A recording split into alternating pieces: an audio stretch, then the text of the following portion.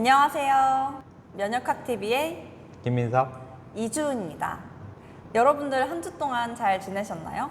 저희가 앞으로는 일주일에 한 번씩 찾아뵙게 될 건데요. 앞으로 일주일에 한 번씩 면역학에 대한 재미있는 얘기 들고 올 테니까요. 많은 관심 부탁드려요. 지난 한 주 동안 반응이 어떠셨어요? 아무도 안 보실 줄 알았는데 그래도 좀 봐주시는 분들도 계시고 댓글도 또 달아주셔가지고 네. 되게 댓글 보고 좀 기뻤습니다. 아무튼 이주은 선생님만 믿고 하겠습니다. 아니에요. 오늘 두 번째 시간인데요. 오늘은 면역학의 발전 과정 이런 제목으로 하려고 그러는데요. 여기 책은 한번 읽어보셨어요? 네, 책 보니까 너무 재밌게 잘 써놨더라고요. 좀 어렵죠, 책이? 아무래도 의학 용어나 이런 게 나오면은 약간 건너뛰고 이해하는 부분이 없지 않아 있긴 한데 그래도 재밌게 잘 풀어서 써놨더라고요, 책에. 아마 차차로 이제 익숙해지시면 잘 하실 거라고 믿고요. 네, 오늘은 뭐 어떤 점이 궁금하셨어요? 여기에서 보니까 이제 사람들이 그 백신을 만들어가는 과정에 대해서 나왔던데 백신이 생기기 전에는 사람들이 어떻게 병을 이겨냈는지가 네. 궁금합니다. 이제 그때도 이제 천연두라는 게 가장 무서웠거든요. 선생님은 그 호환, 마마 이런 거 들어보셨어요? 네, 호환 마마보다 뭐 네, 더 더 무섭다 무서운. 이런 얘기가 있죠. 호환은 뭔지 아세요? 잘 모르겠어요. 호환이라는 거 호랑이 호자고요. 그 환이 근심환이거든요. 그러니까 호랑이가 인근에 와서 이렇게 아이들을 물어가면 그냥 죽겠죠. 그걸 호환이라 그랬어요. 네. 그렇구나. 마마는요? 마마가 혹시 천연두가 네, 아닌가요? 마마가 이제 천연두예요. 그래서 우리나라에서는 천연두를 마마라고 했죠. 그래서 그러니까 예전엔 그러니까 사망률 1위가 호환 마마였던 거죠. 그만큼 치사율이 높았다는 거거든요. 병에 네. 걸렸을 때 죽게 되는 건데 용케 살아있다는 사람들이 있는 거예요. 그 살아난 사람들은 보통 얼굴에 뭐가 이렇게 생기거든요. 곰보? 네, 곰보라 그래요. 얼굴에 이제 그 여드름 자국 같은 건데 이게 워낙 깊게 파여가지고 그 흉터가 남는 거죠. 그래서 이제 천연두에서 살아난 사람들은 곰보가 됐는데 지금 기준으로 하면 아주 면역력이 센 사람들이죠. 네. 그래서 그 사람들이 이렇게 천연두에 걸려서 얼굴에 생긴 종기를 이렇게 짜면 지금 여드름 짜면 나오는 것 같이 고름이 나오거든요.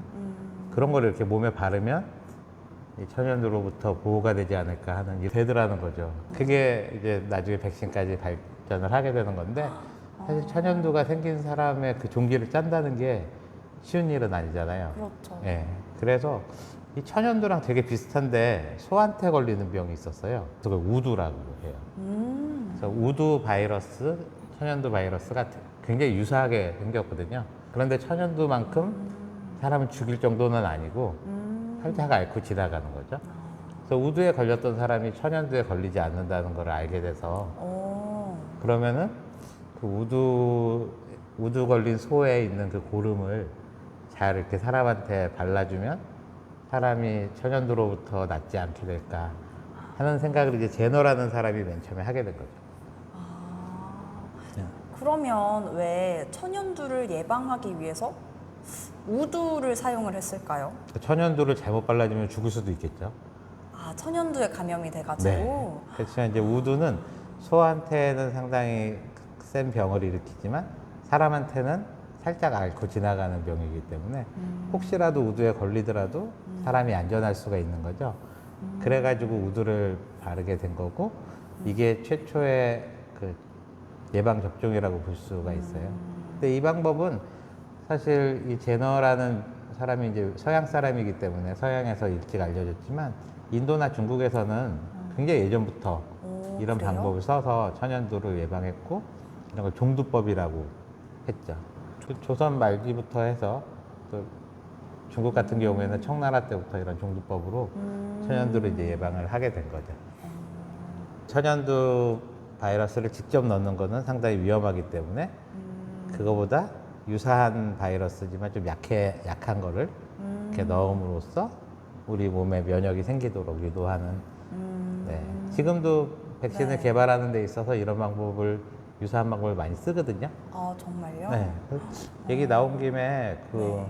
이제 코로나 예방 접종 네. 많이 관심들이 있으실 텐데 지금 녹화하는 오늘 기준으로 거의 이제 한 1,000만 명 가까이가 맞게 됐대요. 근데 2번 맞은 사람까지 포함을 하기 때문에 이제 1차 접종을 끝내신 분들은 한 700만 명이 넘은 것 같아요.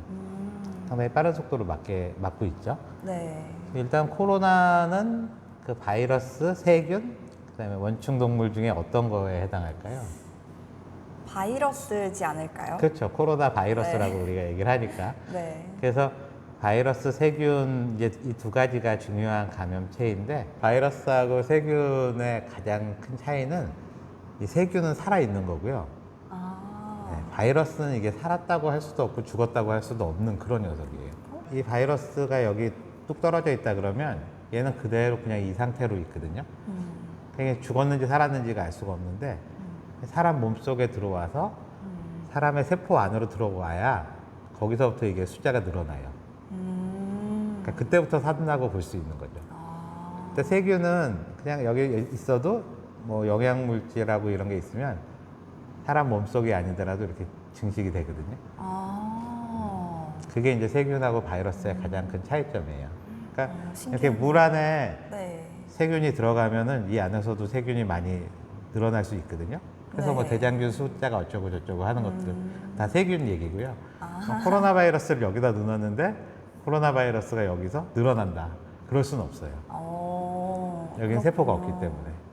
여기서 얼마나 오래 남아있냐 없냐 이런 거는 측정할 수 있어도 늘어나진 않아요, 절대로.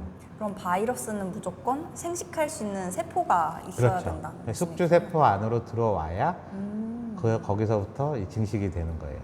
그래서 세균은 백신 만들기가 생각보다 쉬운 게 이 바깥쪽에서 이 세균을 많이 늘린 다음에 이거를 상당히 약하게 만들어서 그걸 넣어주면은 그게 바로 백신이 되는 거거든요. 그래서 세균에 대한 백신은 굉장히 초기에 다 완성이 됐어요. 근데 바이러스는 이거를 이렇게 늘리는 것 자체가 되게 위험한 거죠. 그렇죠. 어떤 세포를 깔고 거기다 바이러스를 넣어서 늘려야 되는데 이게 잘못해서 이렇게 튀어나오고 해서 사람한테 감염되면 코로나 바이러스 백신 만들다가 그 사람이 걸릴 수가 있겠죠. 네. 그래서 바이러스는 다루는 것도 굉장히 좀 위험하고 많이 늘리기도 어려워요. 그래서 세균 백신을 만드는 방법은 주로 이렇게 약해진 세균을 넣어주는 방법인데 바이러스는 이제 그렇게 할 수도 있지만 그렇게 하려면 이 코로나 바이러스 자체가 많아야 되잖아요. 네. 지구상에 그런 나라가 하나 있어요. 그게 중국이거든요. 아, 중국이요? 네, 중국이 초반에 바이러스 감염된 환자 많아졌을 때 네. 그때 그 바이러스를 많이 얻을 수가 있었대요. 그리고 이제 또 우한 연구소에서 처음에 코로나 바이러스를 연구하고 그랬기 때문에 그 바이러스가 많이 있어서 그거 자체를 약하게 만들어서 만든 백신이 이제 중국산 백신이에요. 시노팜에서 나온 거.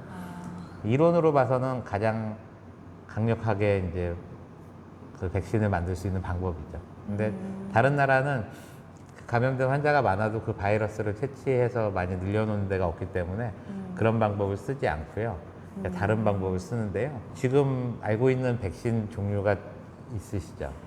네. 뭐 아스트라제네카, 네. 그리고 화이자, 그리고 얀센 백신. 네. 그렇게가 이제 세 가지가 우리나라에 들어와 있잖아요. 네. 그래서 좀 연세 많으신 분들이나 이런 분들한테는 지금 화이자 백신을 맞추고 있고 또 화이자 백신이 조금 더 부작용이 적다 그래서 많은 분들이 화이자 백신을 원하잖아요. 네. 이 화이자 백신하고 아스트라제네카, 얀센 백신이 서로 좀 다르거든요. 어떻게 다른가요? 이제 바이러스라는 거는 기본적으로 그 유전 물질을 가지고 있거든요. 근데 그 코로나 바이러스는 그 유전 물질이 RNA예요. RNA. 네, 좀 어렵겠지만 일단 외워놓으시고. 네, 알겠습니다. 그래서 그 코로나 바이러스가 가지고 있는 그 RNA 자체를 넣어주는 게 그게 모더나나 화이자 백신이에요. RNA 자체가 백신이 될 수 있다는 생각을 한 번도 못 해봤거든요. 그러다가 이번에 이제 처음 했다고 볼 수 있어요. 굉장히 이제 획기적인데 RNA를 집어 넣으면 그게 세포 안으로 들어가서 거기서 단백질을 만들면 그거에 대한 항체가 생기는 원리예요. 보통 이제 RNA는 세포 안으로 잘 들어가지 않거든요. 그래서 그걸 집어넣을 수 있는 기술이 이제 새로운 기술이 되겠고요. 아스트라제네카나 이 얀센 백신은 네. DNA를 만들어 DNA를? 넣어줘요. DNA를 넣어주는데 그냥 DNA는 절대 안 들어가거든요. 네. 그래서 다른 바이러스에 그 DNA를 넣어서 이렇게 넣어주는 백신이에요.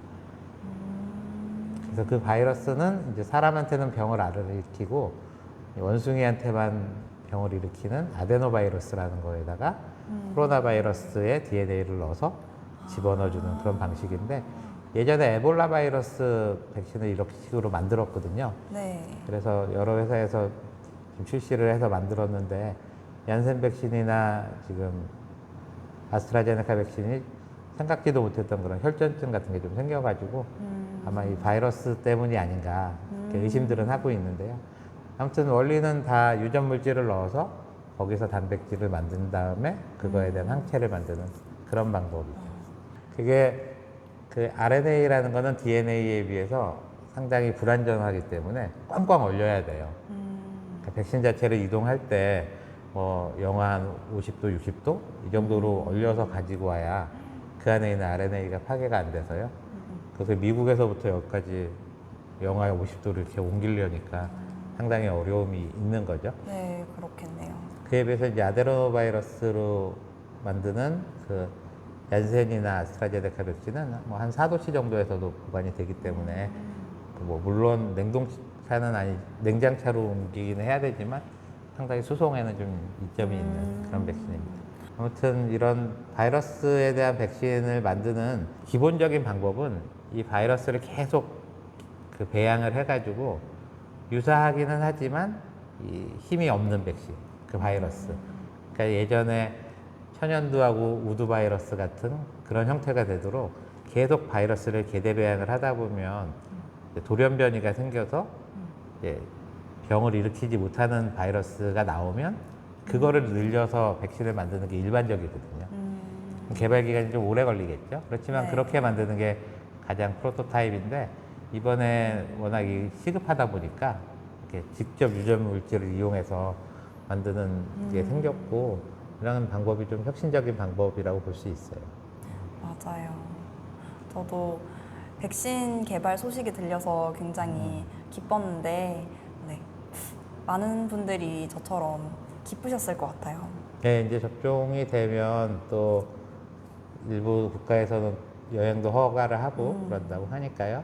어서 이제 다 접종이 많이 돼서 네. 자유롭게 여행도 가고 마스크도 벗고 그런 세상이 왔으면 좋겠습니다. 네, 그런 날이 빨리 왔으면 좋겠습니다. 박사님, 그러면 혹시 그렇게 병균을 배양을 해서 저희 몸에 집어넣는데 저희 몸에 해롭지는 않을까요? 그냥 넣으면 해롭죠. 그러니까 예전에 2차 세계대전 때 보면은 아우슈비츠나 731 부대 이런 데서 가장 많이 실험해 본 게 사람한테 그냥 살아있는 세균이나 바이러스를 넣어보는 거였거든요. 아, 그런 실험을 했었군요. 네, 그래서 그 생체 실험을 해가지고 많은 비난을 받았고 2차 세계대전이 끝난 이후에 사람을 대상으로는 절대로 실험을 하면 안 된다. 그런 헬싱키 선언이라는 게 있었죠. 그러면서 이후로는 임상시험이라 그래서 사람을 치료하기 위해서 또는 어떤 새로운 진단법을 개발하기 위해서는 엄격한 그런 가이드 아래에서 임상시험 세팅에서만 할 수 있고 함부로 막 이렇게 생체 실험을 하면 안 된다. 그렇게 됐죠. 근데 반면에 그때 생체 실험을 하면서 그런 세균이나 바이러스에 대한 이해는 많이 올라갔거든요. 그래서 그 예방접종을 직접 세균을 넣어주면 안 된다는 거 그때 알게 된 거고요. 네. 이거를 약하게 만들어서. 아, 병균을 약하게 네. 만들어서. 뭐 끓이면 우리가 세균이 많이 없어지잖아요. 네. 그런 식으로 끓인다거나 또는 뭐 포르말린이라는 그런 약간 독성 물질에 담아놓으면 이 세균이 죽거든요. 그렇죠? 그래서 세균을 이제 죽여서 넣는 백신을 죽일 사자를 써서 이제 사백신이라고 하고요. 살아는 있는데 비실비실하게 만들어서 넣어주는 걸 생백신이라고 우리가 들어본 적 있어요. 들어보셨죠? 예. 네. 그러니까 가끔 생백신을 맞으면 병이 좀 생길 수도 있어요. 그 사람 면역이 비실비실하면. 맞아요. 가끔 독감 예방 접종을 하거나 이러면 다음날 뭐 근육통이 생기거나 열이 나거나 조금 감기에 걸린 것처럼 몸이 네. 찌뿌둥할 때가 있는데 그거는 왜 그런 걸까요? 그게 이제 몸이 비실비실해서 진짜 독감이 걸리는 거일 수도 있고요. 대부분의 경우에는 이렇게 백신을 맞게 되면 요번에 이제 아스트라제네카 백신도 맞고 나서 우리가 타이레놀을 먹으라 그러잖아요. 네. 여기에 대한 항체가 생기려면 우리 몸에서 면역 반응이 일어나거든요. 근데 이 면역 반응이라는 것 자체가 이 들어온 바이러스나 세균하고 우리 몸에 있는 면역 체계가 한판 이렇게 큰 싸움이 붙는 거거든요. 몸 안이 이제 전쟁터가 되는 거죠. 아, 그게 주사 맞은 부분이 가장 아프고 맞아요. 이게 점점 확대가 되면 몸살 기운도 좀 있을 수 있고 여기에 이제 우리 염증 반응이 생기기 때문이에요. 면역에 의해서.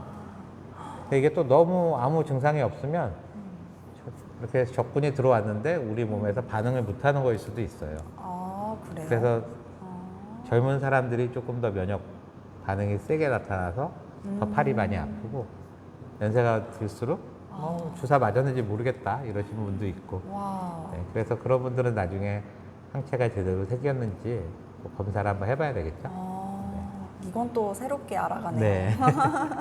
그러면 바이러스가 저희 몸에 들어와서 이제 저희가 이겨낼 수 있는 항체가 생기게 되는 거잖아요. 그 원리가 어떻게 되는지 좀 궁금해요.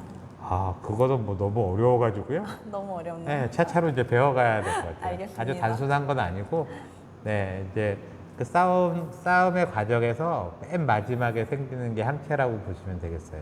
아, 네. 이제 적군이 우리나라에 쳐들어왔는데, 네. 막 싸우고 나서 보니까 이제 물리쳤단 말이죠. 물리치지 않으면 이제 나라가 망하고 사람이 죽는 거고, 이제 물리치고 나니까, 아, 저 적군의 특징은 뭐고 어떻게 하면 좀 저 적군을 다음에 다시 쳐들어왔을 때 우리가 쉽게 막을 수 있겠다는 노하우가 생기잖아요. 네. 그 노하우로 축적돼서 마지막에 남는 물질이 항체라고 보시면 되고요. 그게 어떻게 해서 만들어지는지는 이 책에 아마 잘 앞으로 소개가 네. 될 것 같아요. 네. 앞으로 잘 네. 박사님께서 소개해 주시길 기대하겠습니다. 네, 오늘은 인류 최초의 백신이 어떤 모습이었는지 알아보는 시간을 가졌는데요. 누가 알려주지 않았는데 저희 선조들은 벌써 어떻게 병을 예방하고 그걸 피할 수 있는지 알게 됐던 그런 지혜들이 좀 신기하기도 하고 놀랍기도 하네요. 저희가 준비한 시간은 여기까지고요. 네, 또 다음 주에 더 알찬 정보 들고 올 테니까요. 구독과 좋아요 부탁드려요. 감사합니다. 감사합니다.